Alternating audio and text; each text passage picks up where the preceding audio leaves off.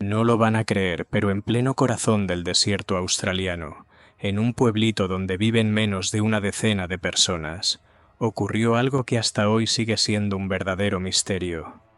El 16 de diciembre, Paddy Moriarty subió a su cuatrimoto junto a su perro, y simplemente se desvaneció en el aire. Su casa quedó intacta, la comida servida en la mesa, el alimento en el plato del perro, el calendario detenido en el 15. No había señales de pelea, ni rastros de una huida apresurada. Solo quedaba el silencio, el viento ardiente y un enigma que todavía envuelve a la rima. Algunos susurran sobre ajustes de cuentas, otros hablan de venganza, y hay quienes creen que una maldición cayó sobre el pueblo. ¿Qué fue lo que realmente pasó? ¿Cómo puede ser que desaparecer resultara más fácil que sobrevivir entre 11 vecinos? Hoy vamos a tratar de desentrañar el fondo de este misterio. Larrimah, Australia. 16 de diciembre del año 2017.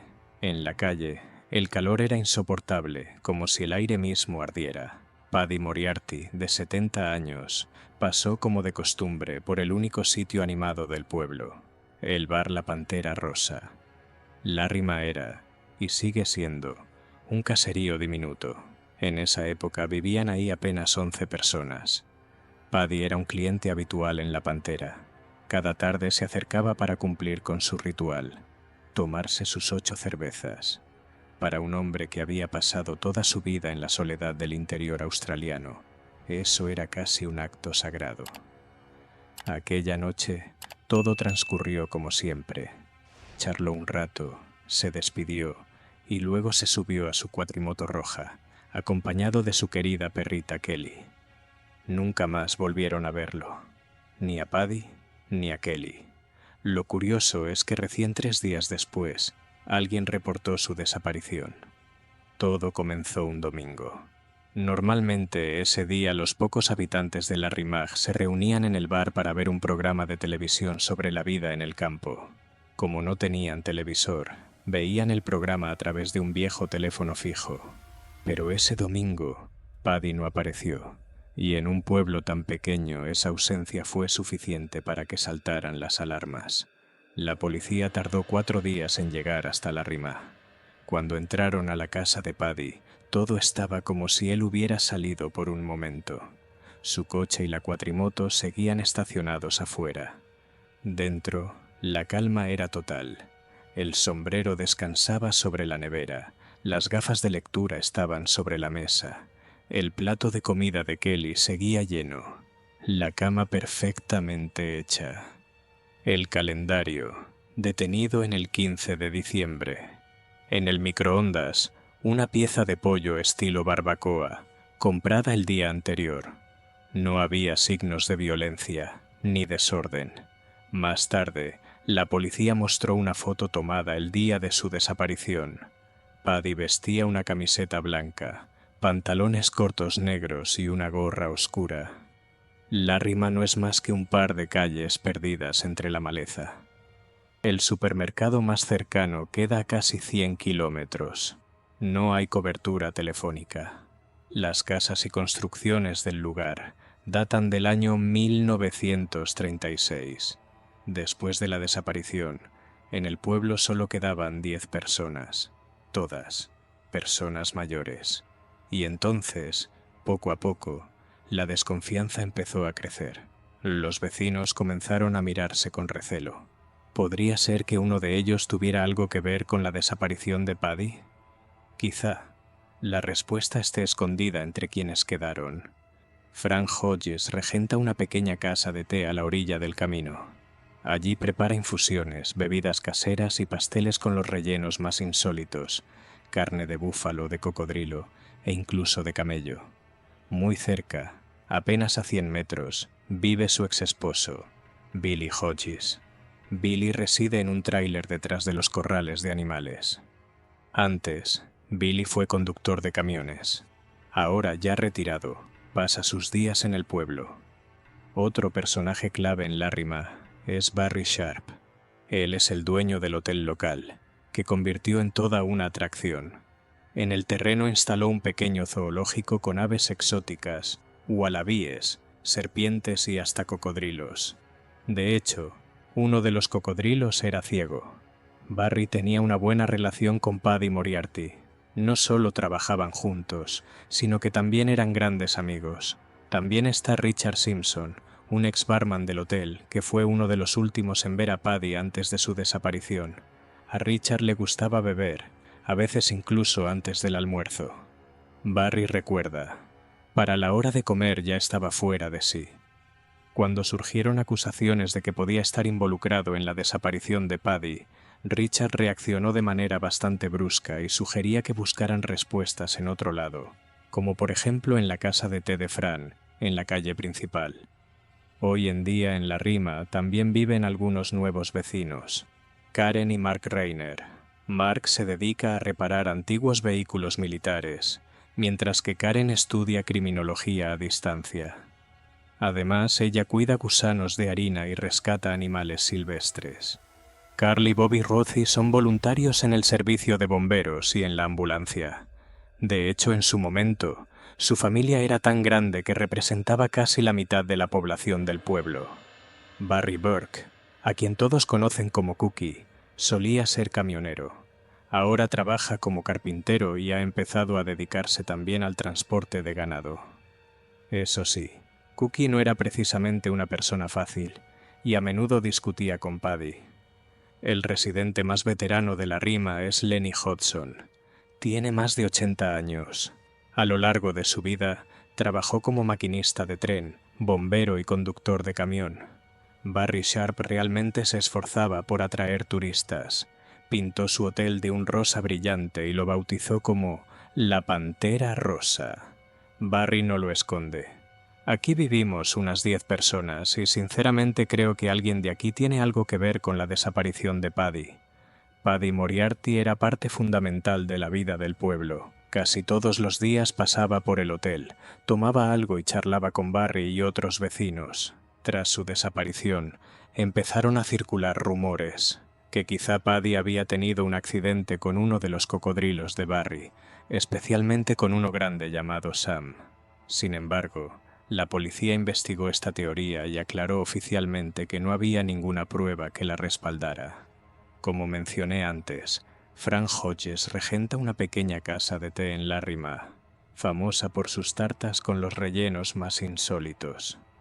Eso sí, su relación con los vecinos no era precisamente cordial. Justo frente a su local vivía Paddy, un anciano gruñón que parecía decidido a hacerle la vida imposible. Según cuentan los lugareños, le molestaba que los clientes de Fran aparcaran en su terreno. En venganza, Paddy advertía a los turistas para que no fueran a su casa de té, diciendo que sus tartas no eran ni frescas ni sabrosas. Incluso llegó a decir que ni su perro se las comería. Claro que Paddy también tenía sus amigos. Barry Sharp, el dueño del hotel y su viejo camarada, un día decidió empezar a hornear tartas para los huéspedes del hotel. Para llamar la atención, puso un gran cartel junto a la carretera que decía: «Las mejores tartas de La Rima, solo en el hotel». Para Fran eso fue como una traición. Hasta entonces, ella era la única que ofrecía tartas en el pueblo. La última vez que vio a Paddy fue unos días antes de su desaparición. Tuvieron otra discusión. Alguien había dejado un animal muerto frente a su casa, y Fran sospechaba que había sido Paddy. También afirmaba que él le robaba cosas, como aquel día que desapareció su paraguas. Sí, él no me quería, y yo tampoco a él, confesó Fran sin rodeos, pero nunca le hice nada malo. Ahora bien, los problemas de Fran no se limitaban solo a Paddy. Según la policía, la mayoría de los incidentes reportados en La Rima tenían que ver con sus constantes peleas con su exmarido. Fran llevaba casi 10 años sin pisar el pub del pueblo. Decía que los dueños querían echarla de la ciudad. Cuando Paddy desapareció, Fran insistía en que no tenía nada que ver. «No sé dónde está», repetía, y siendo sincera, no me da pena que ya no esté. Otra vecina, Bobby Roth, quien solía ayudar a Fran en la cocina, recordó en el juicio que, a veces, la dueña soltaba comentarios bastante duros sobre Paddy. Según Bobby, un día Fran dijo: «Me encantaría que desapareciera», pero su esposo, Carl, aclaró enseguida que esas palabras salieron en un arranque de rabia. Más tarde, Fran se justificó. Si realmente estuviera planeando algo, no lo andaría diciendo por ahí. Durante uno de los interrogatorios, Fran desvió la conversación hacia su jardinero, Owen Laurie. Este hombre de 71 años había llegado hace poco a la Rima y era de carácter muy reservado. Se encargaba del jardín en el salón de té, pero casi no hablaba con nadie en el pueblo. De hecho, algunos admitieron que apenas recordaban su rostro. Cuando Paddy desapareció, Laurie era su jardinero, y como para sumar sospechas, unos 3 días antes tuvieron una fuerte discusión, todo por culpa de los perros. Laurie después aseguró que no fue nada grave, pero varios testigos contaron otra historia. El perro de Paddy estaba ladrando furiosamente frente al salón de té, y Laurie le gritaba a su vecino para que lo controlara. Más adelante, Laurie explicó que todo había sido en broma, aunque hubo una frase suya que inquietó a más de uno. Llegó a decir que si alguien se atrevía a tocar sus plantas, habría una tragedia en la Rima. La última vez que vieron a Paddy fue alrededor de las 6 de la tarde, saliendo del bar en su quad. Media hora más tarde, Laurie hizo una llamada desde una cabina telefónica en la calle. La policía pensó que tal vez había visto a Paddy desde allí, pero Laurie lo negó. Según él, ni siquiera lo notó esa noche. Sí, Laurie admitía que tenía un carácter complicado, pero en lo que respecta a la desaparición de Paddy, aseguraba que no tenía nada que ver. Fran también fue interrogada por otro caso, la desaparición de un turista neozelandés llamado James. En el año 2006, James pasó por el salón de té para comprar unos sándwiches y desapareció en algún lugar de la carretera Stuart. Tenía entonces 26 años. Fran contó que el chico parecía muy cansado y que incluso ella misma ayudó a su familia en la búsqueda. Sin embargo, jamás se encontró ningún vínculo entre ambos casos. La policía allanó las casas de Fran y Laurie, confiscó el ordenador portátil, el coche de Laurie, varios martillos y una sierra. Fran explicó: los martillos eran para el trabajo y la sierra, para cortar carne. Al final, no arrestaron a nadie. Tanto Fran como Laurie negaron todas las acusaciones. Cuando les preguntaban si serían capaces de hacerle algo a Paddy, ambos respondían con humor negro. Fran, que tenía 75 años, decía: «Con artritis y osteoporosis, ni de broma podría». Laurie, de 71 años, también se reía. Fran había vivido en la Rima durante 45 años y siempre pensó que todos esos rumores eran una tontería. Estaba convencida de que Paddy podría haberse internado en el bosque por su cuenta y haber tenido un accidente. «Yo creo en el karma», solía decir. Un par de semanas después de la desaparición, Fran contó que aquella noche estaba en casa con Laurie.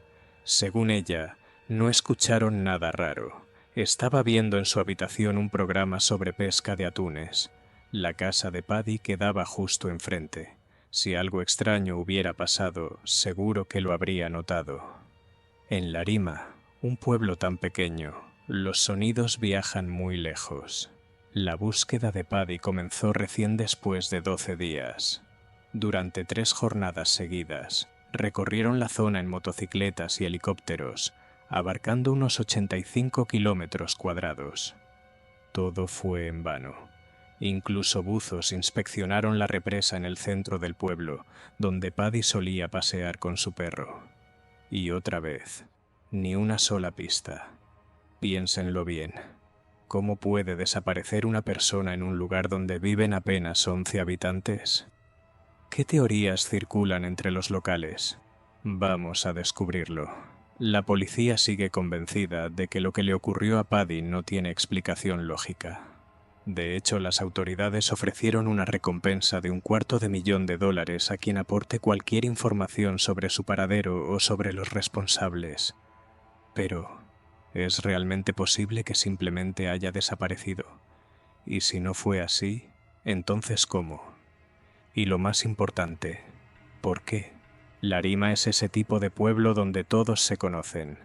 Cada quien iba a lo suyo, y en teoría, Paddy no tenía enemigos serios.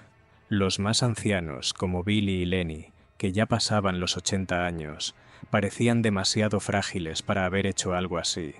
Barry Sharp, dueño del hotel donde Paddy trabajaba, era considerado su amigo. Nadie recuerda peleas entre ellos. El barman, Richard Simpson, fue uno de los últimos en verlo con vida, pero tampoco había sospechas en su contra.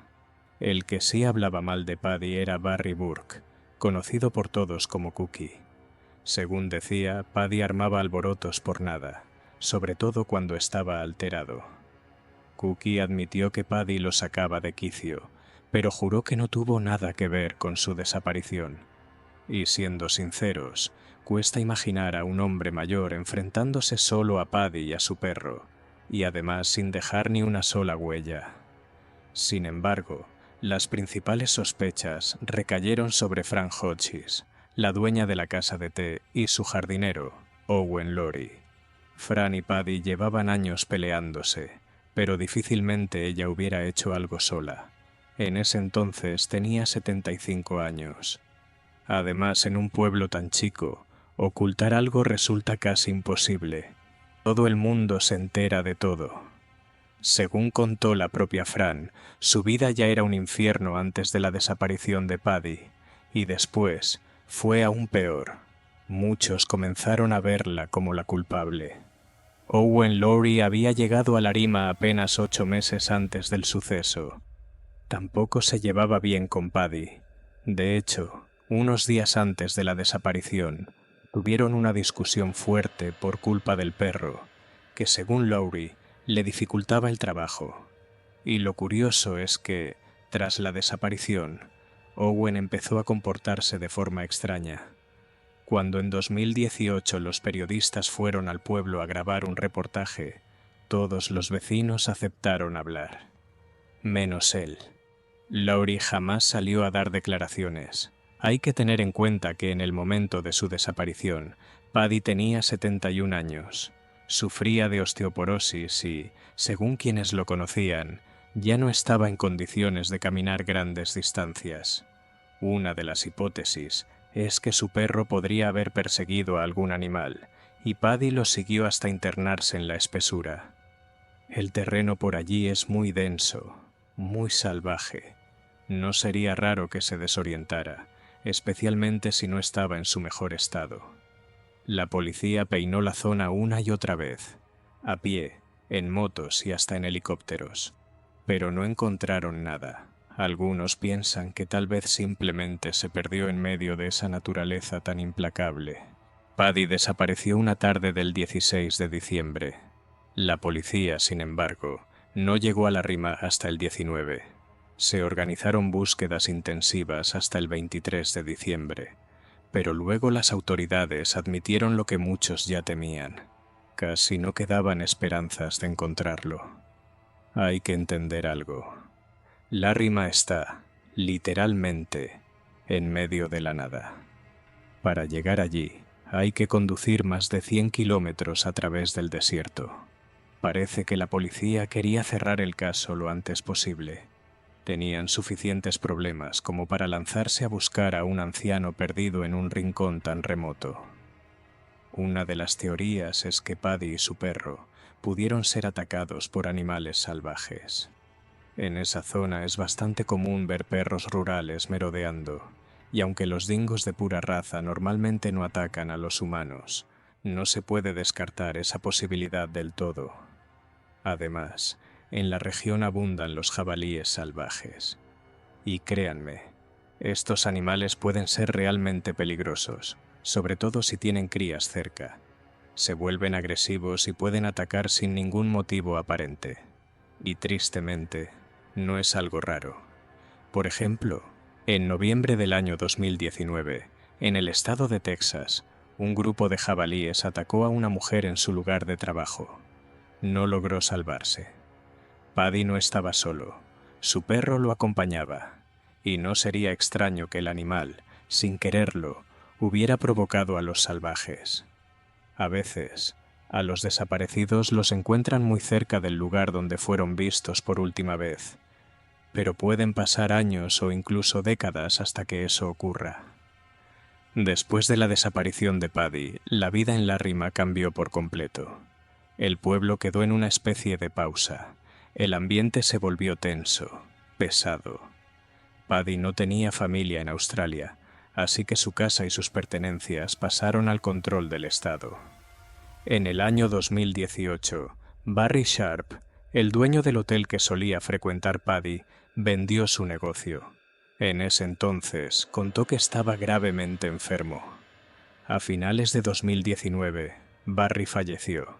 El barman Richard perdió su empleo y se fue de Larimer. Mark Reiner y su esposa Karen empezaron a considerar mudarse. Carl y Bobby Roth, dos rescatistas ya mayores, casi no salen de sus casas y prefieren evitar el contacto con otras personas. Len, quien ya tiene 82 años, posee propiedades en el sur, y Billy Hodges decidió quedarse en Larimer hasta el final. La vida en el pueblo prácticamente se detuvo. Antes vivían allí menos de 20 personas, y ahora muchos prefieren ni cruzarse en el camino. Cookie, el ermitaño local, recordaba cómo una vez no lo dejaron entrar al bar, acusándolo de robar chocolate. Él se ríe de esa historia y dice: «¡Qué tontería! Si yo soy diabético no puedo ni comer chocolate». Fran, la dueña de la casa de té, se fue para recibir tratamiento médico y, sinceramente, es poco probable que regrese. En una de sus últimas entrevistas confesó: «Estoy cansada de que todos me miren raro. Solo quiero que encuentren a Paddy. Solo quiero que todo esto termine». Paddy era alguien muy especial para Larimer. Aún hoy, muchos lo recuerdan con cariño. Karen Reiner sonríe con nostalgia. A Paddy le habría encantado todo este revuelo, aunque claro, no de esta manera. ¿Y tú qué piensas? ¿Qué fue lo que realmente pasó con Paddy Moriarty y su perro? Déjanos tus teorías en los comentarios. No lo vas a creer, pero todo empezó con una idea completamente loca: colonizar el Ártico. Un investigador bastante respetado tuvo la brillante idea de fundar una colonia, nada más y nada menos que en la isla de Wrangel, en medio del hielo eterno y los osos polares. Y lo más curioso, él mismo no fue. En lugar de eso mandó a 4 hombres y a una mujer, una madre soltera común y corriente, llamada Ada, sin preparación, sin armas, sin ninguna posibilidad real. Y nadie, absolutamente nadie, pensó que sería ella quien lograría sobrevivir. Pero lo que hizo Ada Blackjack es algo que desafía toda lógica. Se quedó sola, en el vacío, frente al Ártico, y resistió. No es una leyenda, es una historia real. Y hoy vas a conocer a la mujer más fuerte de la que casi nadie habló durante casi un siglo. Todo comenzó con una idea que incluso en ese entonces sonaba, bueno, digamos las cosas como son, una locura. Detrás de ese plan estaba Vilhjálmur Stefansson, un explorador del Ártico muy conocido, con experiencia, con prestigio. Pero aquí viene la paradoja. Él no fue a la expedición. En su lugar se encargó de la logística, compró provisiones para medio año, consiguió un barco que los llevaría hasta la isla de Wrangel y, lo más importante, dio algunos consejos. Justamente esos consejos más tarde serían duramente criticados. Stefansson creía que el Ártico no era tan terrible como lo pintaban. Según él, comida siempre se puede encontrar, hay recursos y no hay que tenerle tanto miedo. Incluso insistió en algo: al llegar a Alaska, deberían contratar a unos inuits locales para que les ayudaran con la caza, la cocina y la confección de ropa abrigada. Ellos sí sabían cómo sobrevivir en el norte, no como los propios miembros del equipo. Y ahora hablemos de la tripulación. Casi todos eran estadounidenses, y eso era un problema, porque según las leyes de la época, no podían reclamar el territorio en nombre de la corona británica. Así que, oficialmente, pusieron como líder a un canadiense, un estudiante de Toronto. Nunca había estado en el Ártico, pero tenía el pasaporte adecuado. Así de simple. El 18 de agosto de 1921, 4 jóvenes partieron desde Seattle. Destino: la isla de Wrangell. Pero los problemas empezaron mucho antes del hielo y las tormentas. Ya en Alaska, en el pueblo de Nome, se dieron cuenta de que necesitaban un bote. Y no cualquiera. Necesitaban un umiak, una embarcación tradicional hecha con piel de morsa y barbas de ballena. Ligera, rápida y resistente. El precio, $120. En aquella época, una fortuna. Especialmente en un pueblo donde acababa de terminar la fiebre del oro y todo costaba el triple. Los chicos pensaron que era muy caro y optaron por una lancha común, de fondo plano y de madera. Más barata, pero insegura. Mejor que nada. Pero solo un poco. Después intentaron reclutar a cazadores locales. Querían gente que supiera cómo sobrevivir en condiciones extremas. Pero los lugareños ya conocían bien este tipo de expediciones científicas. Nadie quiso arriesgar su vida por un experimento ajeno. Todo pintaba mal, y justo cuando estaban a punto de rendirse, apareció ella, una sola mujer. Tenía 23 años, pequeña, frágil, pesaba apenas un poco más de 45 kilos. Experiencia en expediciones, 0. Su nombre, Ada de Letuc. Con el tiempo, sería conocida como Ada Blackjack. Ada nació cerca de Nome, en una pequeña aldea, y criaba sola a su hijo. Y fue precisamente por él que aceptó ir en esa expedición. No lo hizo por ciencia, ni por aventura. Lo hizo por necesidad, para ganar algo de dinero. Ni en sus peores pesadillas se imaginó lo que le esperaba. Que un día, en aquella isla helada, se quedaría completamente sola. Y que tendría que luchar por su vida, día tras día, semana tras semana, enfrentando el frío, el hambre y una soledad brutal. Todo comenzó en el lejano año de 1898. Ada tenía apenas 8 años, y fue entonces cuando su familia vivió una tragedia. Su padre se envenenó accidentalmente y perdió el conocimiento. Su madre estaba lejos en ese momento, y Ada, junto con su hermana menor, tuvo que cargar a su padre en un trineo y llevarlo hasta el pueblo más cercano, Nome. Pero solo llegaron a la mitad del camino. Allí se dieron cuenta. Su padre ya no respiraba. Dieron la vuelta y regresaron. Después de eso, la vida se vino abajo. El padre era el único que llevaba el pan a casa, y ahora ya no había con qué alimentarse. Entonces la madre, con el corazón en un puño, tomó una decisión durísima. Mandó a Ada a la ciudad. Allí la acogió una familia de misioneros. Eran buenas personas, sí, pero no tenían ni idea de cómo se vive en el norte. Eso sí, le enseñaron a leer, a llevar la casa y a cocinar como los blancos. Cuando cumplió 16 años, Ada se casó. Su marido fue Jack, apodado Black Jack, un conductor de trineos tirados por perros con un carácter bastante complicado. De él le quedó el apellido. En 6 años de matrimonio, Ada tuvo 3 hijos. 2 murieron siendo aún bebés. Solo sobrevivió su hijo Bennett. Pero incluso él era muy débil, enfermizo. Los médicos temían que tuviera tuberculosis. La vida con Jack se volvía cada vez más difícil. Se volvió agresivo, a veces desaparecía por días, dejándolos sin comida. Y un día simplemente se fue. Los abandonó en medio de la nada, en la península de Seward. Pero Ada no se rindió.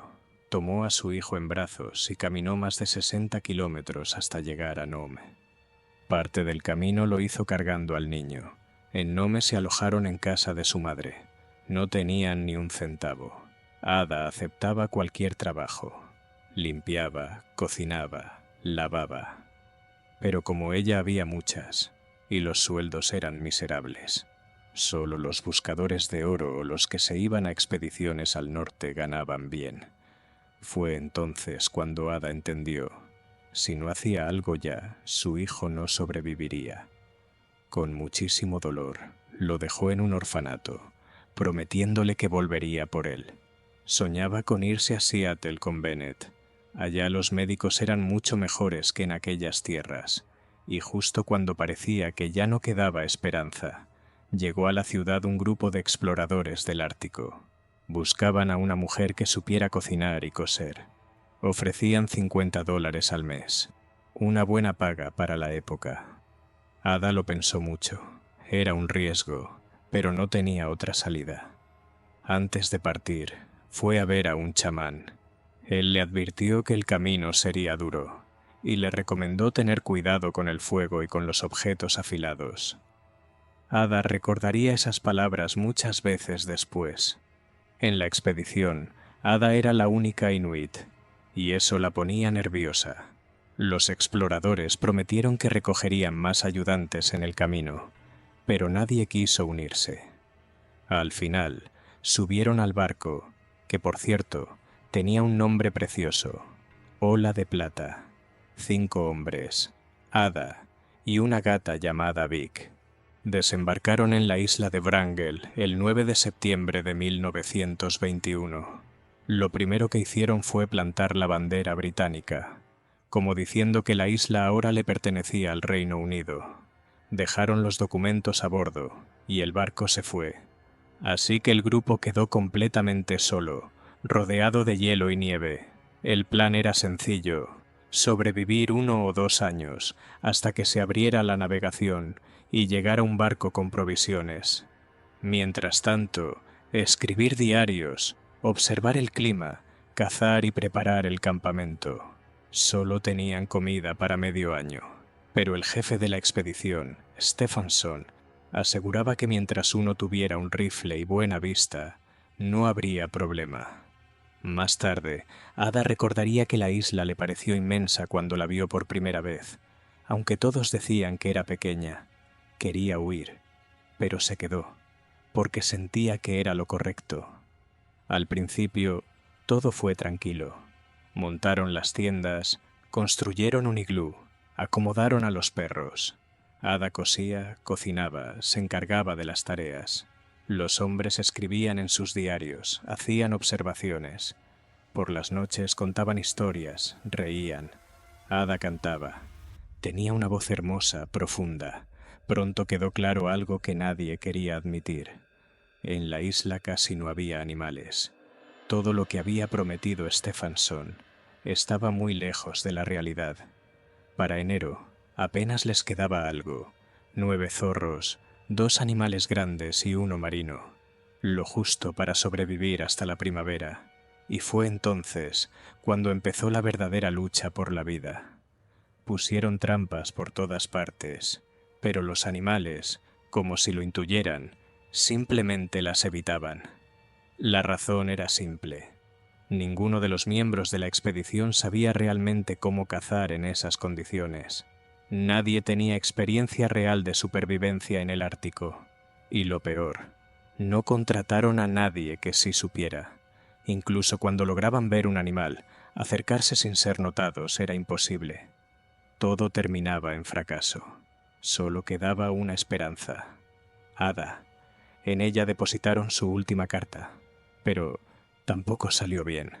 Ada, que había crecido entre misioneros blancos, simplemente se encogió de hombros. Puedo cantar una canción, pero lo de cazar no es lo mío. La situación empezaba a parecerse demasiado a la tristemente famosa expedición de Franklin. En ese caso también hubo grandes planes, pero todo acabó en desastre. Un panorama similar: poca comida, tensión constante, frío, soledad. Todo comenzaba a romper a las personas por dentro. Para Ada fue especialmente duro. Extrañaba a su hijo y se mantenía al margen. Uno de los participantes, Knight, desde el inicio la trató con desprecio. Ni siquiera la llamaba por su nombre, simplemente la mujer. En su diario escribió: «Solo se queja y se come las provisiones. No sirve para nada más». Todos seguían esperando que pronto llegara un barco con Stephenson y provisiones. El invierno pasó tranquilo. Aún quedaba algo de comida. Pero dentro del campamento, el ambiente se volvía cada vez más tenso. Irritación, miedo, agotamiento. Ada sentía claramente que no era bienvenida. Le daban miedo los objetos filosos, y llegó a temer que Knight pudiera atacarla. Los hombres ya estaban agotados. Habían dejado de contar con ella. Cocinaban para ellos mismos. Y con cada día que pasaba, la atmósfera se hacía más pesada. Para Navidad, por fin hubo un respiro. Algunos zorros cayeron en las trampas. La comida aumentó un poco. Incluso hornearon un pastel. Cantaron, rieron, jugaron a las cartas. El Ártico parecía darles una tregua, y por un momento todos pensaron que el barco de rescate llegaría en cualquier momento. Pero llegó el verano, y nadie apareció. En junio, una tormenta azotó la zona. Alrededor de la isla solo había bloques enormes de hielo. Ningún barco podía pasar por ahí. Y entonces se supo algo que lo cambiaba todo. Stephenson ni siquiera había gestionado el envío del barco sino hasta agosto, justo cuando los hielos se hacen aún más densos. Cuando el barco finalmente intentó acercarse, dañó la hélice y tuvo que regresar. El capitán mandó un mensaje por radio. «El pronóstico no es bueno. No podremos pasar». Y fue ahí cuando los expedicionarios entendieron la verdad. Nadie vendría. Tendrían que sobrevivir otro invierno, por su cuenta. Mientras tanto, Stephenson, en una entrevista, se limitó a encogerse de hombros. «No vimos razones para dudar de las capacidades del equipo». Knight, en cambio, escribía algo muy distinto. «No somos un equipo, solo somos gente con mala suerte. Se acercaba el invierno, oscuridad ártica, frío implacable, silencio absoluto. Los animales habían desaparecido, las trampas, vacías. Pero lo más aterrador no era el hambre, era la enfermedad. El cuerpo empezaba a fallar. Faltaban vitaminas, y eso lo cambiaba todo». En enero, después de una salida sobre el hielo, Knight empezó a mostrar síntomas graves. Se estaba apagando a ojos vista. De ser un hombre fuerte, en cuestión de días se convirtió en alguien débil, casi irreconocible. Y entonces, los que quedaban entendieron. Tal vez no lograrían sobrevivir hasta el próximo verano. Tomaron una decisión desesperada: avanzar sobre el hielo, hacia el continente. Los tres, Crawford, Maurer y Gale. Ada los ayudó a prepararse. Armó el trineo. De 7 perros, solo 5 seguían vivos. Llevaron lo mínimo: 3 panes duros, un par de latas de grasa y algo de equipo. Antes de partir, Maurer escribió a su esposa: «No sé si llegaré. Si lo logro, te lo contaré yo mismo. Si no, espero que alguien más lo haga». Ada Blackjack jamás olvidó ese día. 29 de enero, temperatura menos 56 grados. Los 3 hombres recogieron sus cosas en silencio y partieron hacia el continente en busca de ayuda. Pero al día siguiente, tormenta, una brutal, viento helado, cielo negro, nieve cayendo como una pared. Ada miraba por la ventana y lo entendía todo. Nadie iba a venir. Estaba sola, en una isla blanca y desierta. ¿Sola? No del todo. Knight seguía en la tienda, gravemente enfermo, y con cada día se volvía más irritable, más duro. Odiaba a Ada, la insultaba, decía cosas sin sentido. Ada lo cuidaba, le cocinaba, limpiaba, intentaba curarlo, y a cambio, silencio. Un silencio tan frío que dolía más que el viento. Knight sufría una enfermedad causada por la falta de vitaminas. Una enfermedad terrible. Ya la había superado una vez, comiendo carne. Pero ahora nadie podía cazar, y su frustración caía sobre Ada cada vez más seguido. Ella pudo haberse ido, pudo dejarlo ahí, pero se quedó, porque el miedo a estar completamente sola era aún peor. Y entonces empezó a aprender, desde cero, sola. Tomó el rifle, fallaba, lloraba, volvía a intentar, y acertaba. Para cuando llegó la primavera, ya sabía colocar trampas, disparar a los zorros, recolectar huevos, derretir grasa de animales y preparar comida. Incluso construyó una torre de observación para seguir a los animales salvajes. Y luego, Knight se fue.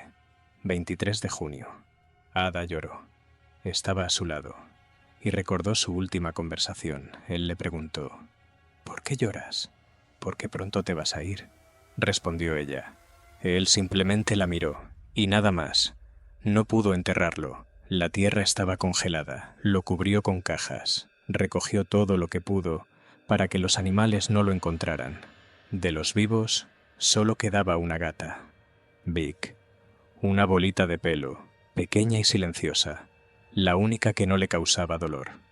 Ada escribió, si no fuera por Vic, ya se habría vuelto loca. Los días se volvían uno solo, cazar, comer, coser, nieve, viento, y en la cabeza, su hijo, su madre, su casa, y esa pregunta que no la dejaba en paz. ¿Habrá valido todo esto la pena? Un día tuvo suerte, logró cazar una foca. Corrió hacia ella, pero de entre las rocas apareció un oso polar. Se detuvo, la miró directo a los ojos. Ada se quedó inmóvil. El oso en silencio se llevó la foca y se fue. Cuando el clima empezó a mejorar, tomó una decisión. Construyó una balsa. Quiso escapar, pero el viento se la llevó mar adentro. La oportunidad estuvo ahí y desapareció. Agosto. Las noches se hacían más oscuras, el frío más intenso. A veces le parecía escuchar un barco, pero solo eran gaviotas, o el viento. Y de pronto, el 19 de agosto, lo vio. Un barco. Real. Su salvación. Estaba de pie en la orilla llorando y lo primero que preguntó fue, ¿cómo está mi hijo? Y después, ¿y los demás? Pero todos se miraron entre sí. Los demás ya no estaban. De 5 personas solo sobrevivió ella. Pequeña, frágil, sin entrenamiento, pero más fuerte que nadie, hizo lo imposible. Los periódicos escribieron sobre ella. La llamaban heroína, pero Ada solo quería sobrevivir. Por su hijo, por una nueva oportunidad. Mientras Crawford estaba fuera del país, en las sombras quedaba alguien más. El hombre con el que todo empezó. Vilhjálmur Stefansson, el organizador de toda la expedición, un nombre importante, respetado. Pero cuando quedó claro que la misión había fracasado y la gente había muerto, él entendió.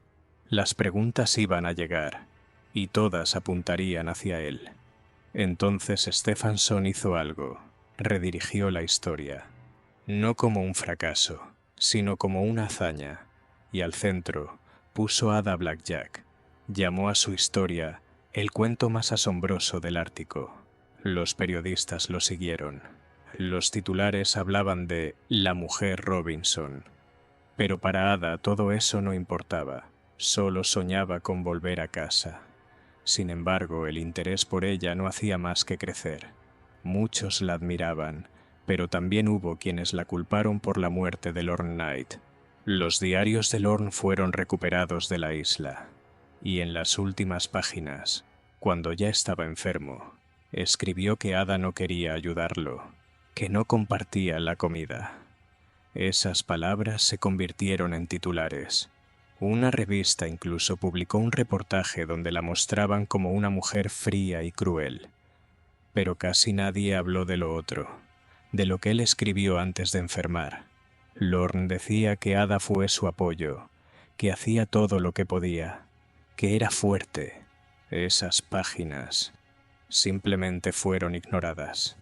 Ada tuvo que declarar. Se abrió una investigación oficial. Y solo con el tiempo, la gente empezó a verla de otra forma. Cada vez más personas entendieron. Ella no era culpable. Era una mujer que logró lo imposible. Muchos creen que fue precisamente Stefansson quien ayudó a construir esa imagen de heroína. Hablaba por ella, daba entrevistas en su nombre, contaba su historia como si fuera la suya propia. Y claro, le convenía. Así todos miraban a Ada, y no a él. Tiempo después publicó un libro titulado Aventuras en la isla de Wrangel. Ahí habló largo y tendido sobre sí mismo, intentando explicar por qué las cosas salieron mal. Pero al menos en algo fue sincero. Reconoció que Ada realmente luchó por salvar al equipo y que no se rindió ni siquiera en el momento más difícil.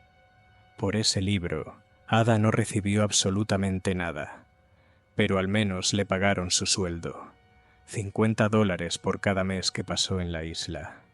Para ella, eso era mucho dinero. Con esa plata pudo sacar a su hijo del orfanato y mudarse con él a Seattle. Podría parecer que a partir de ahí todo fue mejorando. Pero la vida volvió a ponerle pruebas. Ada se casó. Tuvo un segundo hijo y otra vez se quedó sola. Pero una vez más no se quebró. Recuperó a sus 2 hijos y juntos regresaron a Nome, el pueblo donde había nacido. Llevó una vida sencilla. Cuidaba renos, recogía bayas, cazaba. Todo eso lo sabía hacer desde su tiempo en la isla. Con los años, su nombre dejó de aparecer en los periódicos, y aunque pudo haberse hecho famosa, contar su historia y vivir de eso, prefirió el silencio. Ada falleció en Anchorage, en el año 1983. Tenía 85 años. En su funeral, su hijo Billy dijo algo simple, pero muy poderoso.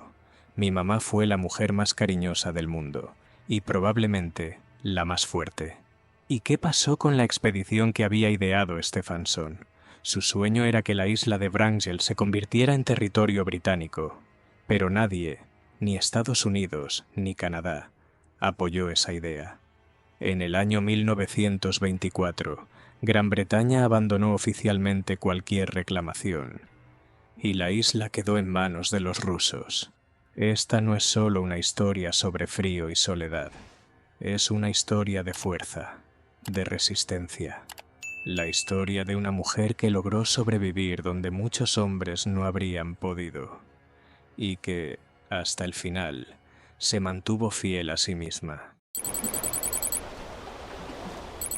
No lo vas a creer, pero este hombre pasó 438 días en el océano, solo, sin motor, sin comunicación, sin comida. Su barca fue arrastrada por las olas a lo largo de casi 10.000 kilómetros.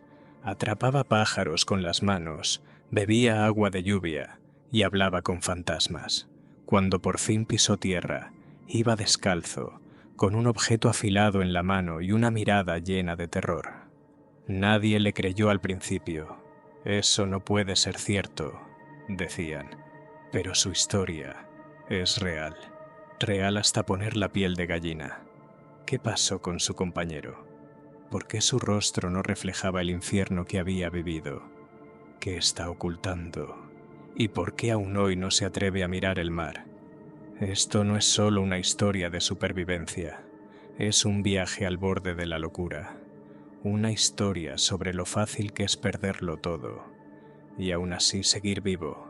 Quédate hasta el final, porque lo que vas a escuchar a continuación va a dejar sin palabras incluso a los más escépticos.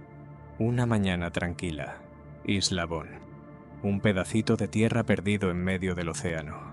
Una casa, una playa, 2 habitantes, Emily y Russell. Todo parecía normal, sol, olas, tranquilidad. Pero a las 10 de la mañana, esa calma se rompió en 1000 pedazos. El aire fue atravesado por un grito, fuerte, desgarrador, casi inhumano. Emily y Russell salieron corriendo de la casa. En la orilla estaba él, descalzo, la ropa hecha trizas, la cara llena de barba, los ojos completamente desorbitados. Gritaba, agitaba los brazos y sostenía algo afilado en la mano. La pareja se quedó paralizada.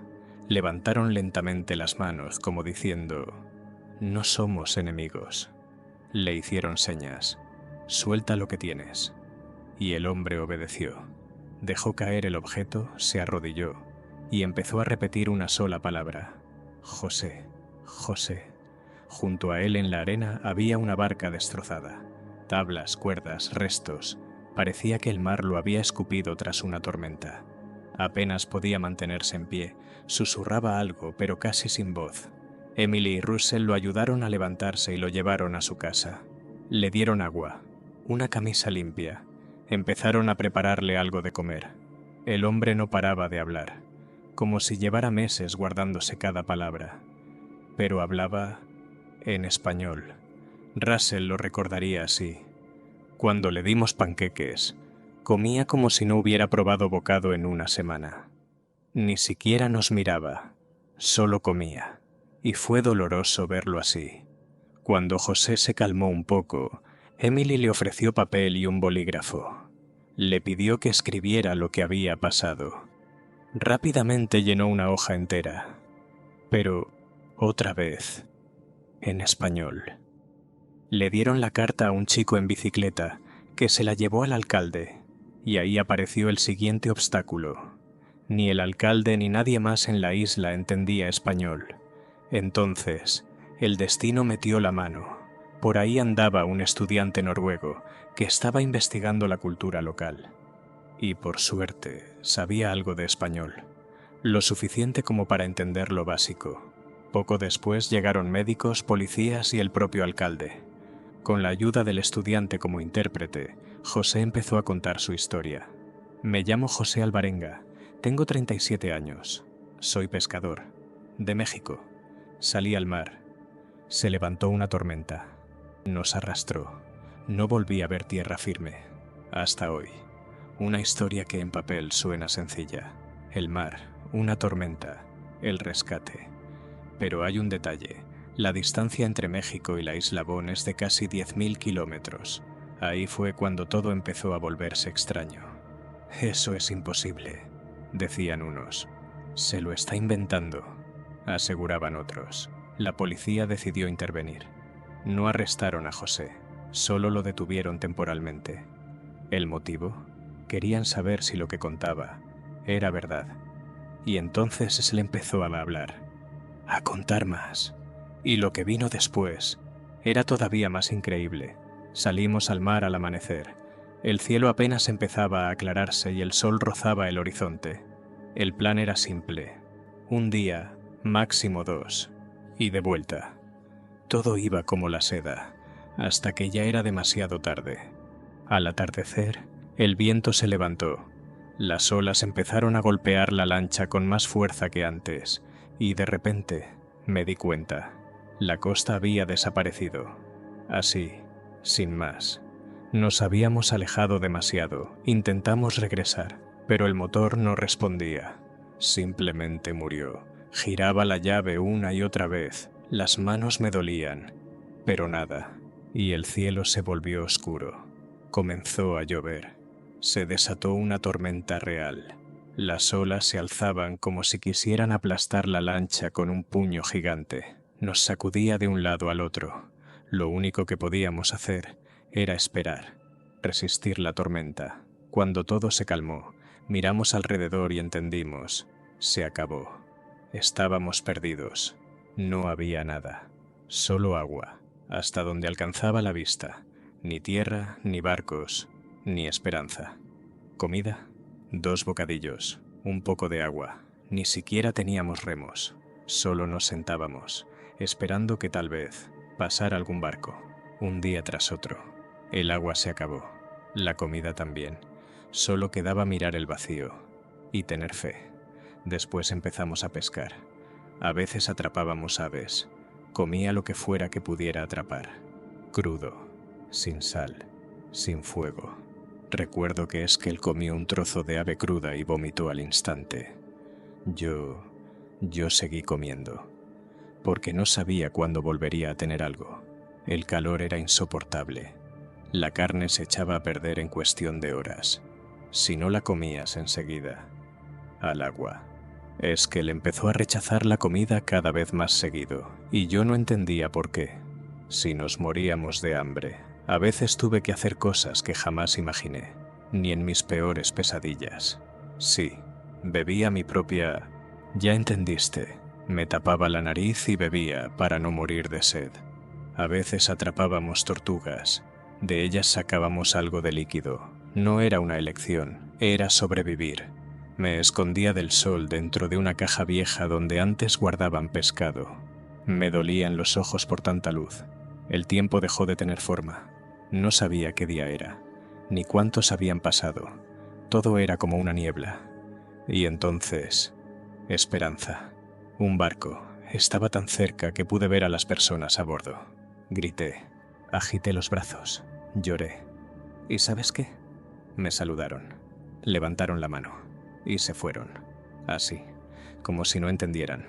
O como si fingieran no verme. Unos días después pasó otra lancha. Pensé. Esta sí. Pero también se fue. Nadie volvió.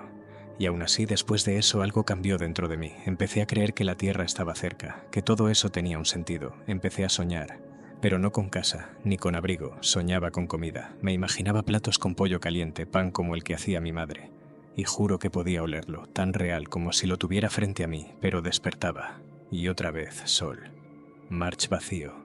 Cada vez pensaba más en mi familia, en mi hija, en mis padres.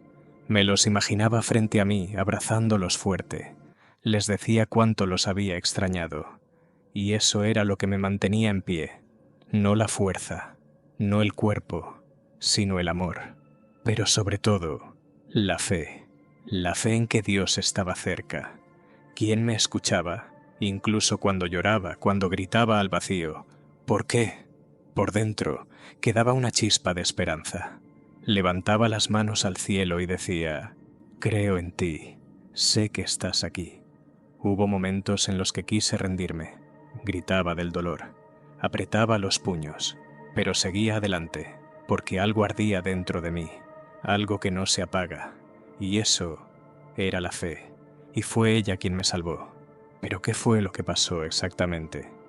En noviembre del año 2012, un hombre llamado José Alvarenga, así se llamaba, y su compañero, Ezequiel Córdoba, salieron al mar desde el sur de México.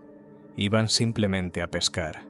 Todo parecía normal, pero al día siguiente, el motor del bote dejó de funcionar, y luego vino la tormenta, sin motor, sin remos y sin forma de comunicarse, solo el océano infinito a su alrededor. La lancha fue arrastrada mar adentro. Se cree que una corriente marina los empujó lentamente, cada vez más lejos. Desde aquel pequeño pueblo pesquero hasta donde, con el tiempo, encontraron a José, en las Islas Marshall, hay casi 10.000 kilómetros. Si el bote se movía a unos 20 kilómetros por día, el viaje pudo haber durado alrededor de 450 días. José decía que estuvo en el mar 440 días, y según los cálculos, es totalmente posible. Cuando lo encontraron, no se veía como muchos esperaban. Lo llevaron a Majuro, la capital de las islas. Estuvo casi un día entero sentado en la bodega de un barco patrullero, negándose a mirar el agua. Solo verla le provocaba un profundo rechazo. Comía todo lo que le daban, cocos, plátanos, arroz. Según testigos, hasta se veía demasiado bien. Mejillas llenas, rostro tranquilo, como si no hubiera sufrido, sino más bien pasado un largo descanso en la naturaleza. Y ahí fue cuando surgieron las primeras dudas. ¿Puede una persona sobrevivir tanto tiempo alimentándose solo de aves marinas y tortugas? ¿Por qué no estaba demacrado? ¿Por qué su piel, su peso, sus músculos parecían casi intactos? Aún así lo llevaron al hospital, y los médicos confirmaron. No tenía problemas graves. Estaba cansado, algo deshidratado, con dolor de espalda y fallos en la memoria. Pero nada fuera de lo común. El doctor principal, Ken O'Brien, dijo que José estaba estable. A veces se descompensaba, pero su vida no corría peligro. Las autoridades, sin embargo, no quedaron convencidas y decidieron mantenerlo en observación. Pasaron varios meses hasta que le permitieron hacer una llamada a casa. Pero no llamó a México, como todos pensaban. Llamó a El Salvador. Resultó que era su país natal. ¿Por qué nunca lo dijo antes? Hasta hoy sigue siendo un misterio. Cuando la historia salió en los medios, los periodistas encontraron rápidamente a su madre, María. Ella contó que José se había ido a México hacía 15 años. Al principio enviaba cartas, llamaba, mandaba fotos, pero después, 8 años de silencio, ni una sola señal. Todos pensaban que había muerto, todos, menos ella. Yo sentía que estaba vivo, dijo, y ahí se supo también que José tenía una hija. Se llama Fátima, tiene 14 años. Él se fue antes de que naciera. Nunca la conoció en persona. Solo había escuchado su voz por teléfono, de vez en cuando. Pero cuando la familia lo vio, lo reconocieron de inmediato. Era él. Ese fue el primer hecho concreto que confirmó su identidad. Los periodistas no tardaron en viajar a México. Según contó José, trabajaba allí como pescador. Las autoridades locales lo confirmaron. En noviembre de 2012, 2 hombres desaparecieron en el estado de Chiapas. El mal tiempo obligó a suspender la búsqueda casi de inmediato. Entre los nombres de los desaparecidos estaban Ezequiel Córdoba y un tal Vargas. Pero no había ningún alvarenga en la lista. Más tarde se supo que José vivía bajo una identidad falsa. Sus documentos eran falsificados. Su verdadero apellido era Alvarenga. Uno de los pescadores que había trabajado con él vio su foto y dijo: «La cara no se reconoce, pero el cuerpo, la forma de moverse, sí, es él, solo que está mucho más delgado». Sus antiguos compañeros se alegraron. Decían que si volvía lo recibirían con los brazos abiertos. Al principio casi nadie creyó su historia. Sonaba demasiado increíble, pero poco a poco José empezó a recordar más y más detalles. Personas, lugares, fechas, todo coincidía, como si las piezas del rompecabezas empezaran a encajar. Y así, según sus propios recuerdos, sucedió todo. Noviembre de 2012. José, un pescador con experiencia, sale al mar. Ignora las advertencias de tormenta. Ya casi no quedaba pescado cerca de la costa. Para poder ganar algo, los pescadores tenían que alejarse, hasta más de 200 kilómetros mar adentro. Normalmente una salida duraba entre 2 y 3 días. En ese tiempo se podía pescar atún, tiburones, marlín, lo suficiente para ganar unos $250. Pero José no gastaba ese dinero en su familia. Lo suyo eran las fiestas, el ruido, la diversión. Siempre andaba de buen humor, imposible aburrirse con él. Ese día su compañero habitual no pudo salir. En su lugar fue un joven llamado Ezequiel Córdoba. Tenía 22 años, y así, solo ellos dos se adentraron en el océano, en una lancha de 8 metros. Llevaban una caja con hielo, un par de cuchillos, 2 bidones con gasolina, una radio y una sábana para cubrirse por las noches. También 3 garrafas vacías de cloro que usaban como flotadores. La pesca fue perfecta. Lograron atrapar un enorme tiburón martillo, unos 80 kilos, y además media tonelada de otros peces. Estaban felices. Decidieron dormir un poco para volver a casa por la mañana. Pero al despertar, era como si estuvieran en otro mundo. De pronto se levantó un viento brutal, el norte.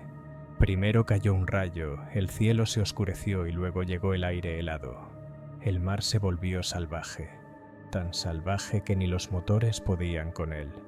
Ese viento ya había cobrado vidas de pescadores antes. José y Ezequiel aún no lo sabían, pero estaban entrando en la etapa más dura de sus vidas.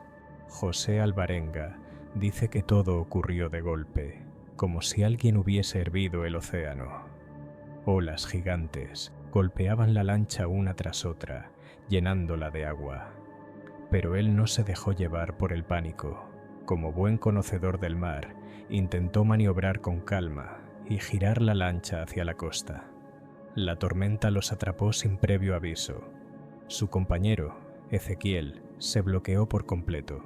Se sentó en el suelo, se tapó la cara con las manos y empezó a llorar. Solo se abrazaba las piernas, temblando de miedo.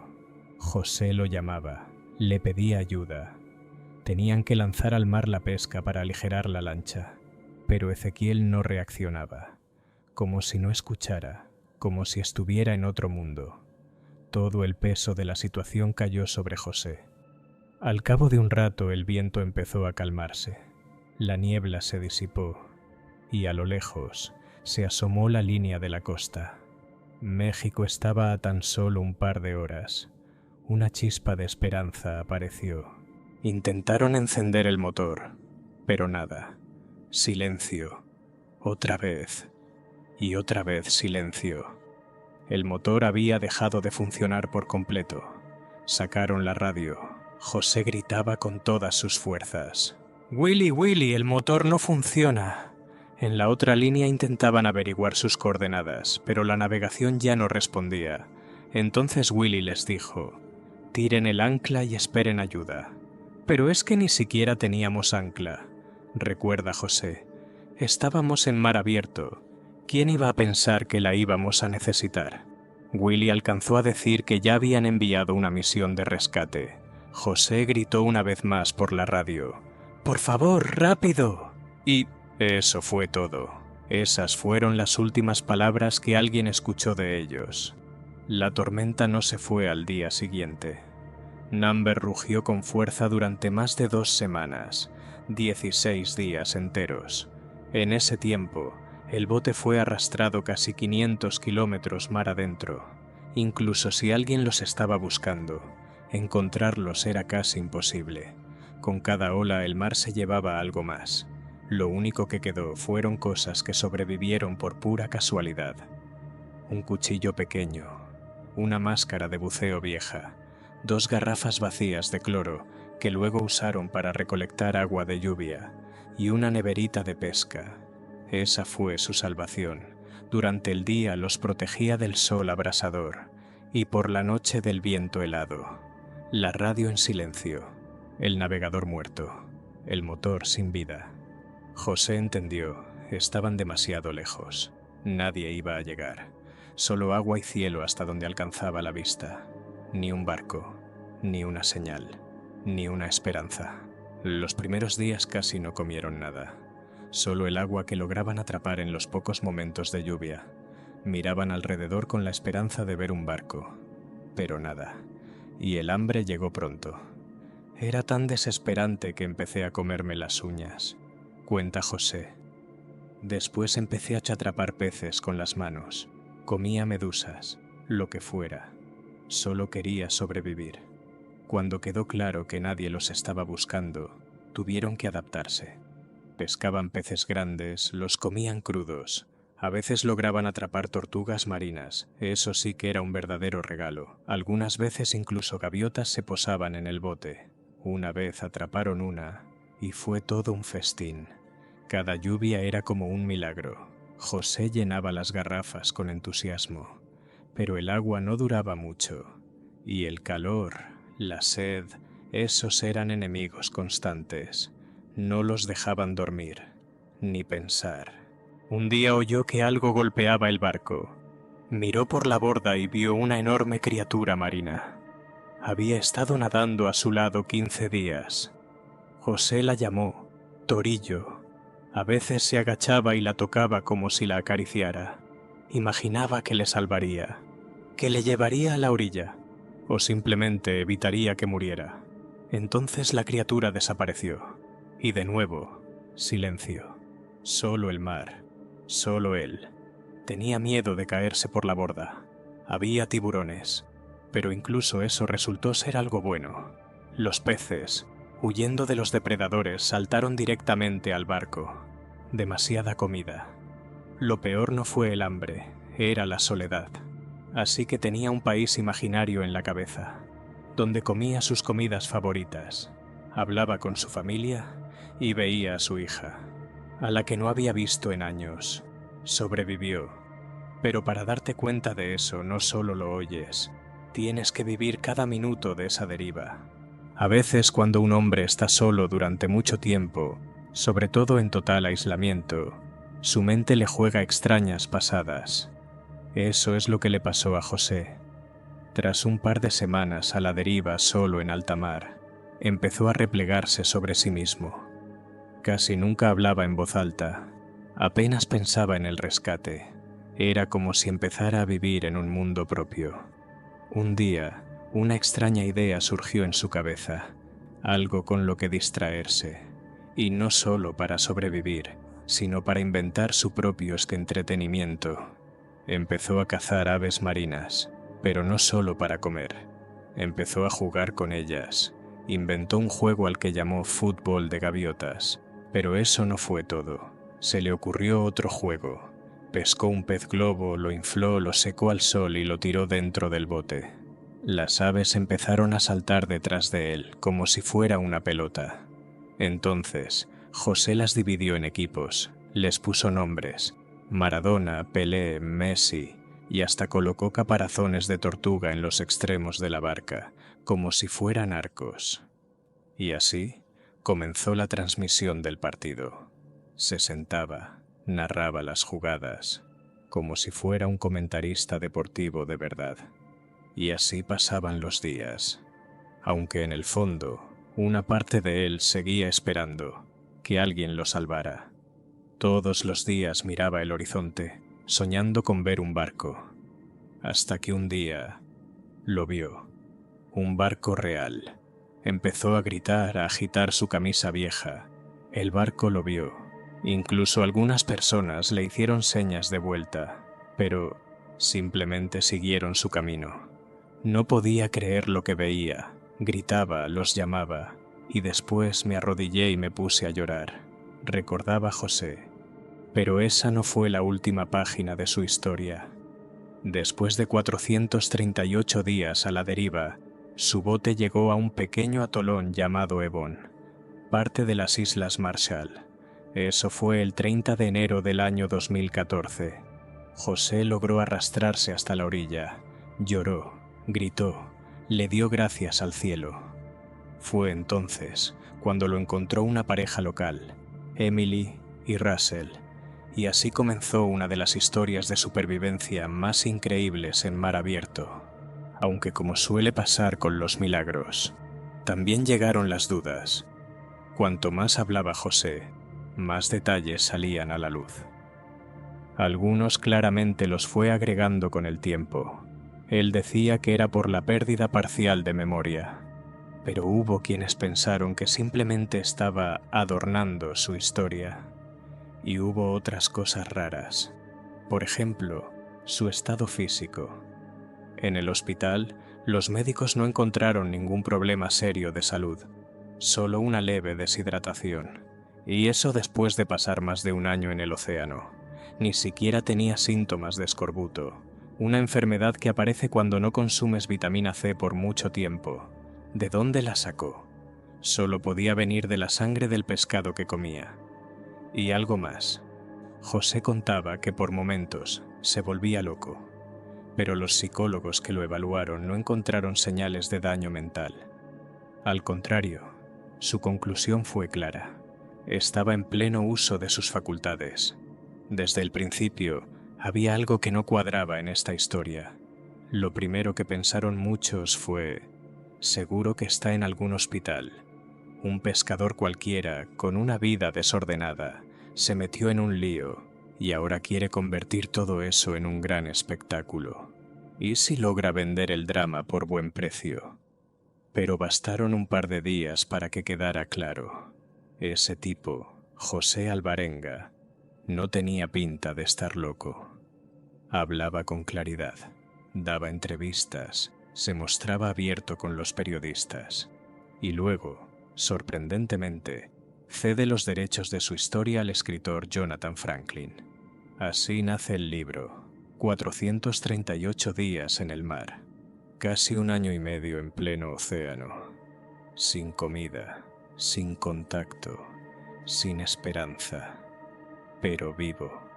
La historia se vuelve viral.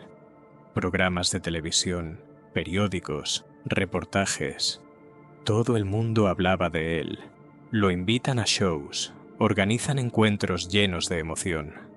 Con sus padres, a quienes no veía desde hacía 8 años, y con su hija, a la que no había abrazado desde que nació. Pero la fama no trae solo aplausos, también trae preguntas y sospechas. Para callar a los escépticos, José acepta hacerse la prueba del polígrafo. Su abogado lo deja claro. Todo lo que contó fue confirmado, desde su desaparición hasta el rescate. Ni una sola mentira. Aún así, muchos seguían sin creerle. Lo que más levantó sospechas fue lo que contó sobre su compañero, Ezequiel Córdoba. José se contradecía en los detalles. Decía una cosa, luego otra. Esa falta de claridad dio pie a rumores bastante oscuros. Algunos llegaron a insinuar que no solo sobrevivió, sino que sobrevivió a costa de su amigo. Incluso hubo quien dijo que, en medio del océano, José habría usado el cuerpo de Ezequiel para no morir de hambre, y que eso fue lo que realmente lo mantuvo con vida tanto tiempo. El estado en que lo encontraron tampoco ayudó. Para todo lo que supuestamente había pasado, se veía bastante fuerte, y eso encendió aún más las dudas. La familia de Córdoba lo llevó a juicio. Lo acusaron de algo terrible. Exigieron una compensación de $1 millón. José respondió con dureza. Es pura envidia. Decía que querían su parte de la fama y del dinero que había generado el libro. ¿Y cómo terminó todo? En realidad, no terminó. José no volvió a México. Había vivido allí de forma ilegal, con papeles falsos, y podía terminar en la cárcel. Así que regresó a su país natal, El Salvador. Y allí sigue viviendo hasta hoy. A veces da entrevistas, aparece en eventos. Prácticamente se convirtió en una celebridad local. Esta es, sin duda, una de las historias de supervivencia en el océano más extrañas y comentadas que se han contado. ¿Creer o no creer? Eso ya depende de ti. Está claro que no es una persona común, y que tuvo una vida muy dura. Pero llamarlo un héroe limpio y puro tampoco parece encajar del todo. ¿Y tú qué opinas? ¿Te crees esta historia? ¿O hay algo que no termina de cerrar? Déjamelo en los comentarios. Me interesa mucho saber qué piensas. No lo vas a creer, pero en el Everest dejaron a un hombre completamente solo, en condiciones extremas. A su lado pasaron 40 alpinistas. 40. Uno tras otro. Él estaba ahí, inmóvil, apoyado contra la roca. Estaba vivo, hablaba, pedía ayuda, pero todos, uno por uno, decidieron seguir. Por la cumbre, por el récord, incluso aquellos que todavía tenían fuerzas. Incluso los que podían ayudar, se dieron la vuelta. Y no, no es un mito, tampoco es una película, es la realidad. Su nombre era David Sharp, y hoy vas a conocer cómo una persona puede morir frente a decenas de otras, y por qué nadie se detuvo. Esta historia duele, te rompe el alma, y te deja con una sola terrible pregunta. ¿Tú te habrías detenido? El 15 de mayo del año 2006, el lado norte del Everest estaba más concurrido que nunca. Parecía que toda la ladera estaba cubierta de alpinistas, algunos preparándose, otros ya en plena subida. La mayoría formaba parte de expediciones comerciales, pero entre todos había alguien que no pasaba desapercibido. Se llamaba Mark Inglis y subía hacia la cumbre, con prótesis. Sí. No tenía ambas piernas. Aún así, decidió desafiar al Everest. Cerca de la medianoche, los equipos comenzaron a salir del campamento de asalto. Al cabo de una hora, las primeras cordadas llegaron a un punto tristemente famoso en la ruta. Una estrecha grieta entre las rocas que muchos conocen como la Cueva de las Botas Verdes. Los alpinistas la reconocen de inmediato. Allí, desde hace muchos años, yacen los restos de un montañista indio. Sus botas, de un verde brillante, le dieron nombre al lugar. Pero esa noche, al mirar dentro de la cueva, vieron algo más. Había otro hombre, inmóvil, como si simplemente se hubiera recostado a descansar.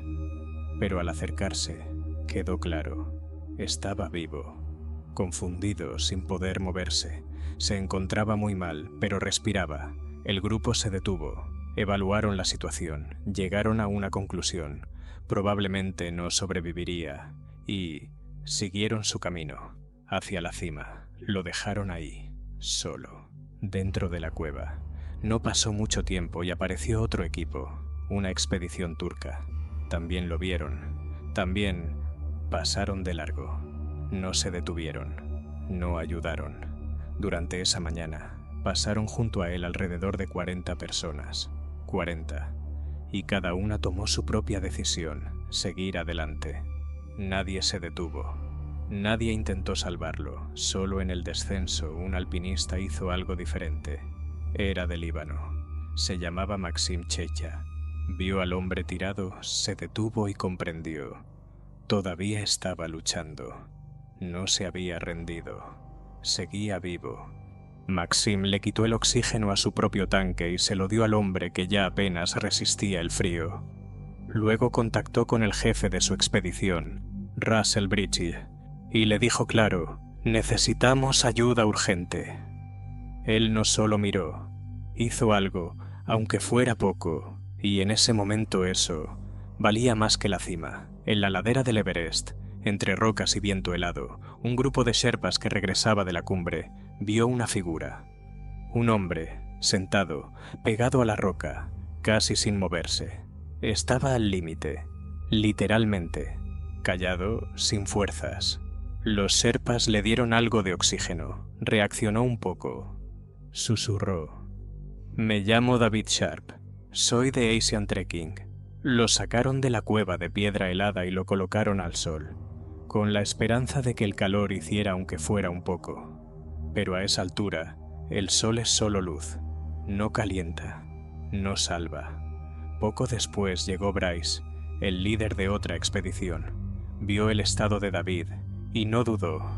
Para bajarlo de aquí, hacen falta 20 personas. Él no puede caminar. Es imposible. No tenemos tiempo. Se negó a entregar su oxígeno y convenció a los demás de seguir adelante. Y siguieron. Lo dejaron. Al día siguiente, el 16 de mayo, los alpinistas bajaron al campamento base. Traían malas noticias. El hombre que habían visto en una pequeña grieta de la montaña no había sobrevivido. Más tarde, una verificación lo confirmó. Sí, era David Sharp. Su historia es dura y solitaria. Subió solo, sin apoyo. Salió a la ruta el 14 de mayo, demasiado tarde. El oxígeno que llevaba era escaso y ayuda ninguna. Otros alpinistas que iban ascendiendo después lo vieron. Se movía lento, muy lento. Lo que pasó en sus últimas horas, eso ya nadie lo sabrá. Lo único claro es que él esperó y nadie lo ayudó. Cuando todo salió a la luz, la comunidad alpinista explotó. Opiniones divididas, artículos en los medios, debates acalorados. Decían, ¿de verdad por llegar a la cima estamos dispuestos a pasar de largo junto a alguien que muere? Incluso Sir Edmund Hillary, el primer hombre en conquistar el Everest, habló con dureza.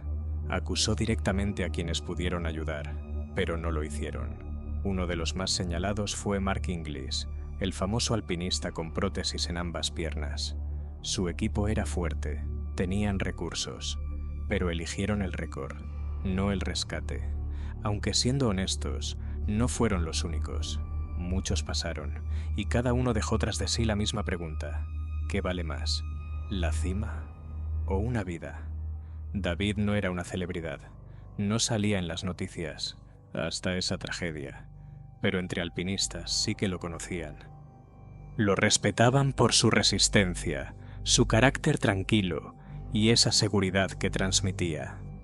En los campamentos, muchos lo recordaban como el chico de la sonrisa amable, con un humor sutil que sabía romper tensiones. No era un novato. Ya había subido el Elbrus, el Kilimanjaro y el Cho-Oyu, y ese último, por cierto, es un 8000.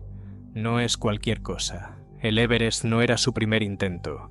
Lo había intentado 2 veces antes, pero tuvo que retirarse. Y la tercera, es así, debía ser la vencida. Al menos, eso creía él. David nació en Harpenden, un pequeño pueblo cerca de Londres. Estudió en la Universidad de Nottingham, se hizo ingeniero, trabajó en una empresa de seguridad. Pero su corazón siempre miraba hacia las montañas. Eligió el camino del alpinista auténtico, sin asistencia, con el mínimo de oxígeno, sin medicinas, solo tú y la cima. Llevaba un solo tanque de oxígeno y ni siquiera pensaba usarlo, solo por si acaso. Ese estilo impone respeto, pero también es peligroso, muy peligroso. Antes de partir llamó a su madre. Ella naturalmente estaba preocupada. Iba a escalar solo, pero él le dijo con calma: «No te preocupes, en la montaña nunca estás realmente solo. Siempre hay alguien cerca». Y tenía razón. Había gente cerca. Pero cuando él más los necesitó, todos siguieron de largo.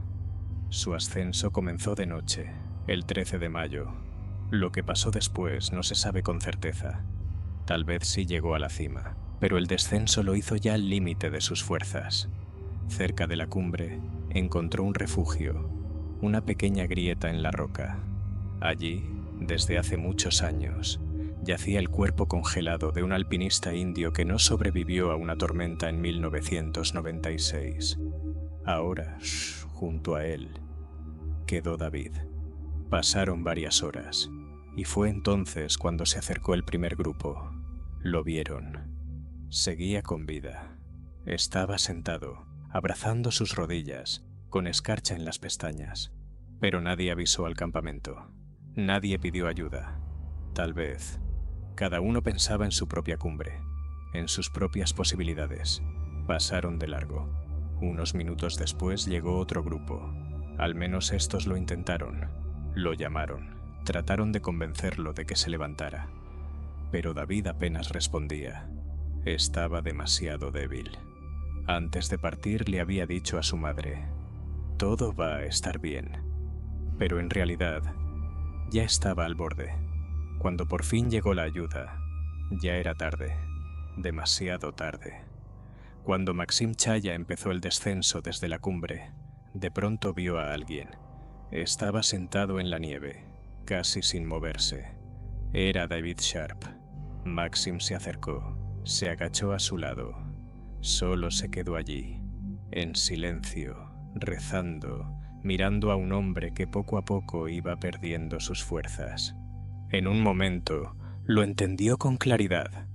Había que tomar una decisión. O intentaba salvarlo poniendo en riesgo su propia vida, o lo dejaba ahí y seguía adelante. En el campamento base, abajo, escuchaban cómo Maxim hablaba por la radio, y lo que dijo conmovió hasta las lágrimas a todos.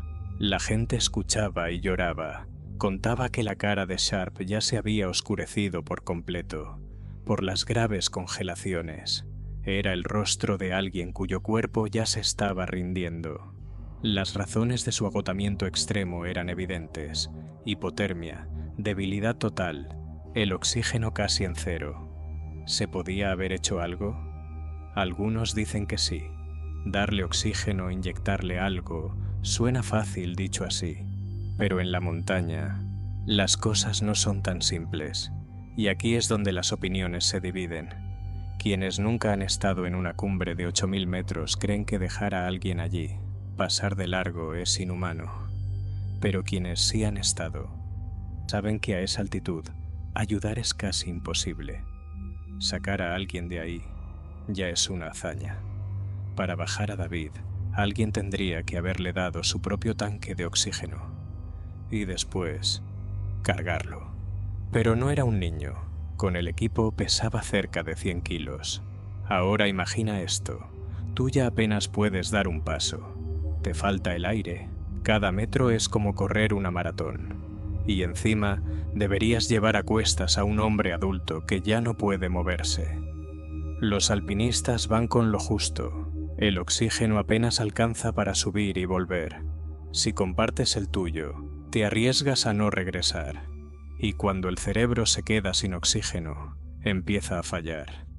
A algunos se les llenan los pulmones de líquido.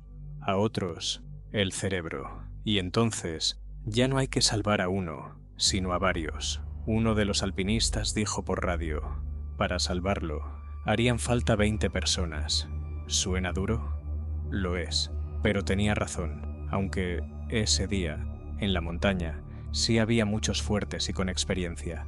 Uno incluso logró llevar a la cima a una persona con discapacidad. Entonces, ¿sí era posible? Tal vez, pero había que actuar de inmediato.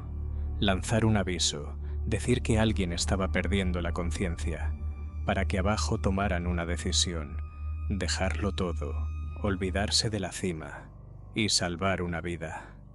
Pero alguien cayó. Alguien no dijo nada.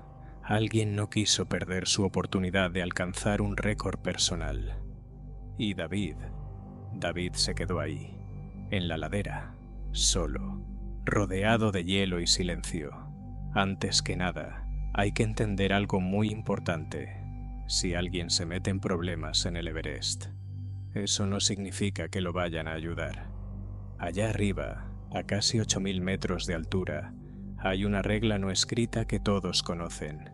Cada quien por su cuenta. No hay compromisos. Nadie te debe nada. Maxim Chay, uno de los alpinistas que estuvo en contacto con los coordinadores, lo dijo claro. La cosa es mucho más complicada de lo que parece. Subir el Everest no es simplemente una excursión en la montaña. Son meses de entrenamiento agotador, decenas de miles de dólares invertidos y un riesgo enorme. A veces pagas con tu salud, a veces con la vida. Renunciar a la cima puede significar no tener una segunda oportunidad. Allí arriba empieza lo que llaman la zona de la muerte. No es un término oficial, pero todos saben a qué se refiere. Tu cuerpo empieza a apagarse, poco a poco. No puedes respirar bien, no puedes entrar en calor, ni pensar con claridad. Y allí tomas decisiones tú solo, y tú también asumes las consecuencias. David Sharp era un alpinista experimentado, pero ese año decidió subir solo, sin grupo, sin apoyo, sin oxígeno suplementario. Eligió ese camino, y no se dio la vuelta cuando todavía podía hacerlo. Y aquí viene la gran pregunta: ¿debieron otros arriesgarse por él? La discusión no es fácil. Algunos dirán que sí, que era su deber. Otros pensarán que no.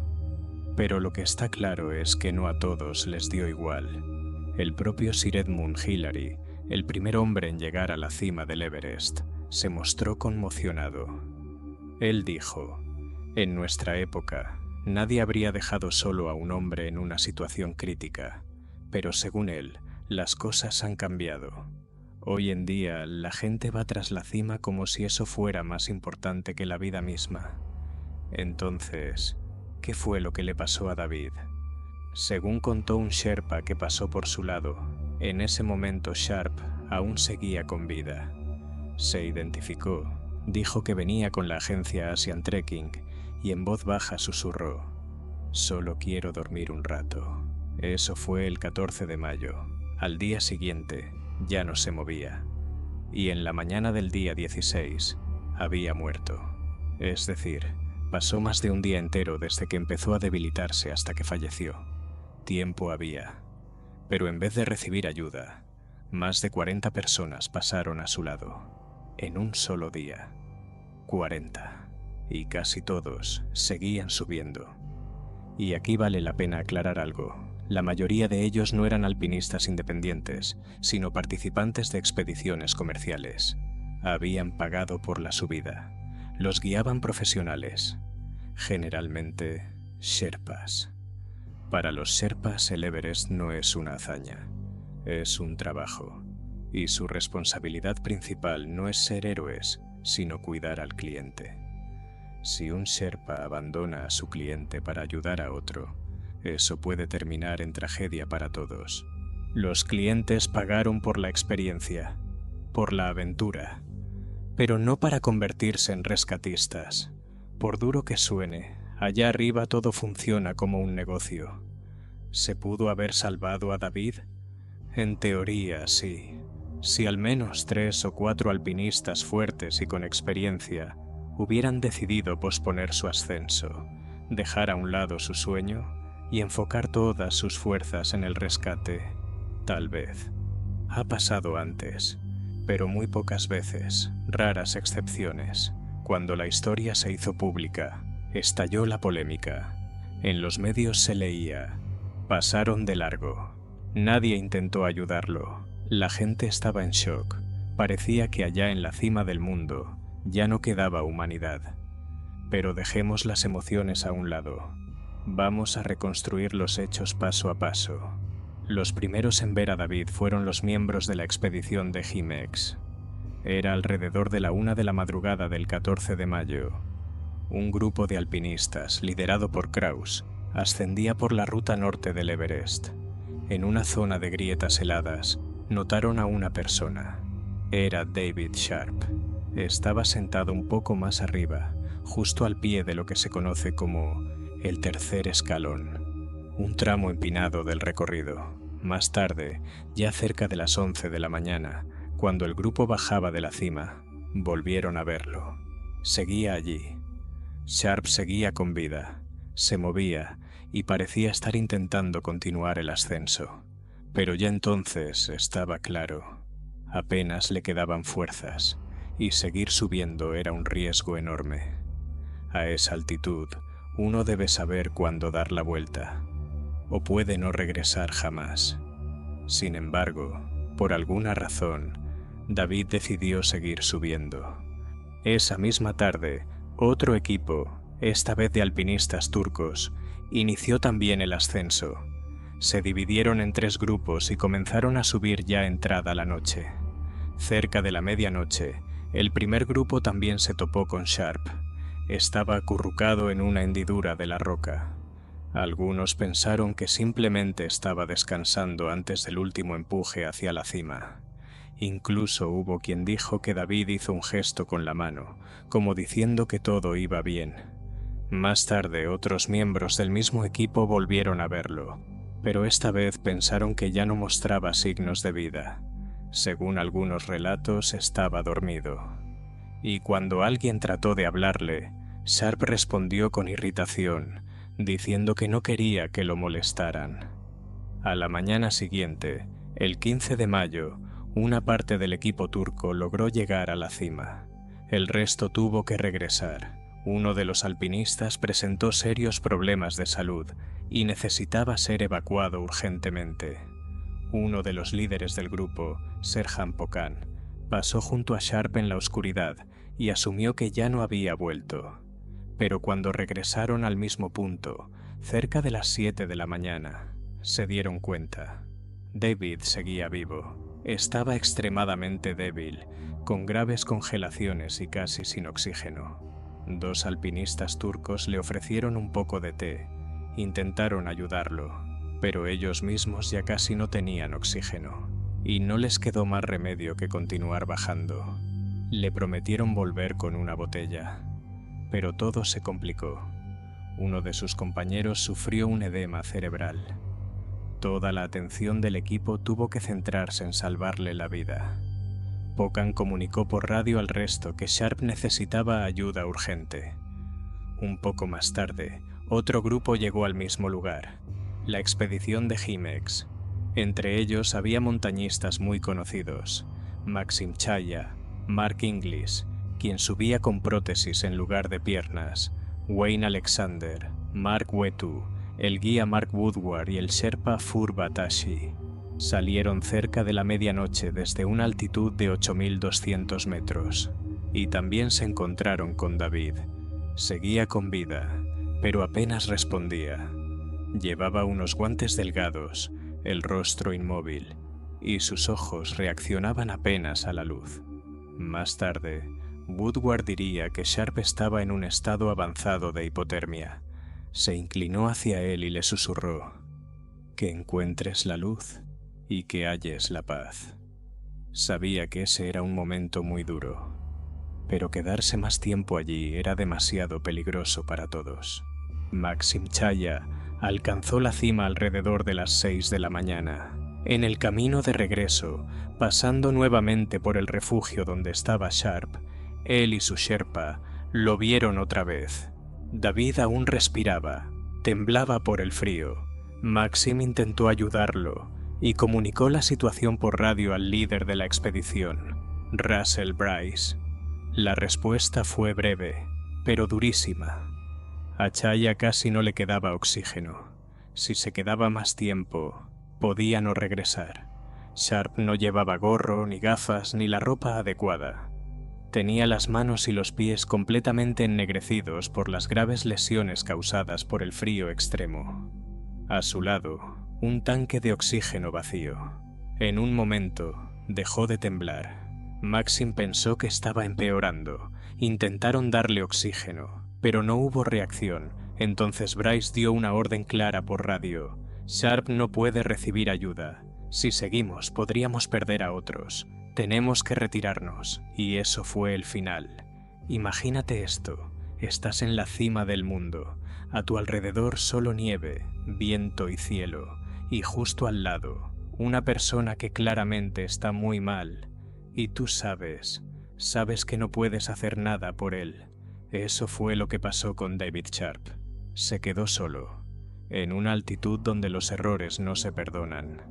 Mientras otros ya descendían, él seguía allí, refugiado junto a una roca, en el mismo lugar donde suelen esperar la noche quienes no logran bajar a tiempo.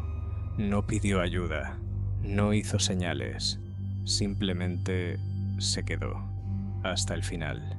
Y después comenzaron los intentos por salvarlo. El primero en darse cuenta de que algo andaba mal fue Maxim Chaya. Lo vio y dio la alarma. A partir de ahí, varios alpinistas, del equipo Himex y del grupo turco, decidieron volver a subir. Sabían que quizás ya no había nada que hacer, pero igual lo intentaron. El Sherpa principal de Himex, Furbatashi, junto con un Sherpa del equipo turco, subieron con oxígeno. Trataron de reanimarlo. Le dieron agua, le frotaron manos y pies para devolverle algo de calor. A veces, David abría los ojos. A veces, incluso intentaba hablar, pero ni siquiera podía mantenerse sentado por sí mismo. Lograron sacarlo del refugio, hasta un lugar donde daba el sol, y aún así, entre los dos, tardaron más de 20 minutos en moverlo apenas unos pasos. Así de difícil es mover a una persona a esa altitud. Y después, se acabó. Entendieron que no podría avanzar por su cuenta, ni siquiera con ayuda. No les quedó otra que marcharse, y ellos fueron los últimos en ver a David Sharp con vida. Más tarde, Inglis lo admitió. Trató de ayudar, pero David no podía mantenerse en pie, y bajarlo entre dos personas por grietas, rocas y tramos verticales era simplemente imposible. Cualquier intento podía terminar en otra tragedia. Después de su muerte, David permaneció durante mucho tiempo en la ladera, junto a otro cuerpo al que llamaban Botas Verdes. Su familia rogó que lo bajaran, pero nadie pudo hacerlo. Era demasiado complicado, demasiado arriesgado. Lo único que hicieron fue moverlo con cuidado hacia una grieta, para que ya no fuera una imagen constante para otros escaladores. Y ahí quedó, uno de los más de 200 cuerpos que siguen para siempre en las laderas del Everest. ¿Se podía haber salvado? La respuesta no es sencilla, pero Sharp sabía perfectamente a lo que se enfrentaba.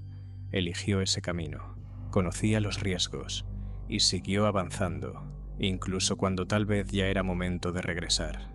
Entonces, ¿quién tuvo la culpa? ¿Nadie? ¿O todos? ¿Un poco? ¿Y tú qué opinas? Déjamelo en los comentarios. Leo cada uno, y me encantaría saber qué piensas. ¿Tú qué habrías hecho?